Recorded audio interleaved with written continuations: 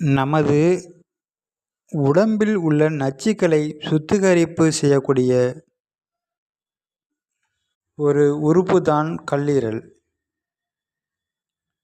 அந்த கல்லீரல் அசுத்தமாகிவிட்டால்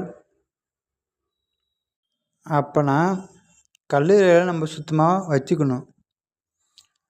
அந்த கல்லீரலை நம்ம சுத்தமாக வைத்து கொண்டால் அந்த கல்லீரல் என்ன பண்ணணும் அப்படின்னு பார்த்திங்கன்னா, நம்மளோட சாப்பிடக்கூடிய சாப்பாடுகளை நல்லா சுத்திகரிக்கும். நமக்கு சாப்பிடக்கூடிய சாப்பாடுகளை சுத்திகரித்து அது நம்மளை பாதுகாப்பாக வச்சுருக்கும். கல்லீரலோட ஒரு எடைன்னு பார்த்திங்கன்னா 1.5 கிலோ எடை உள்ளது. இது உடம்பில் நிறைய உறுப்புகள் இருக்குது. அதாவது மூளையிலேருந்து ஆரம்பித்து நிறைய உறுப்புகள் இருக்குது.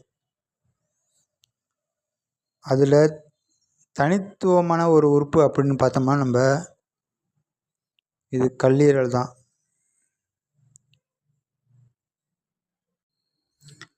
ஏன் என்று பார்த்திங்கன்னா, நமக்கு இருக்கிற உறுப்புகளிலே ஒரு ராஜ உறுப்பு அப்படின்னு சொன்னாக்கா அது கல்லீரல் தான்.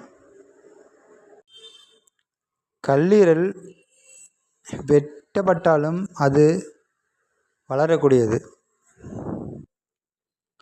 அதாவது கல்லீரல் ஒரு 80% வெட்டப்பட்டாலும் அது திரும்பி வளரக்கூடியது. திரும்பவும் வளர்ந்து அதனோட செயல்பாடுகளை செய்யக்கூடியது தான் இந்த கல்லீரல். இந்த கல்லீரலை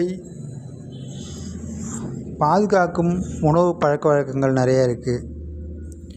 அதோடு மட்டுமல்லாமல் இந்த கல்லீரலை அசுத்தப்படுத்தாமல் பாதுகாக்க வேண்டும்.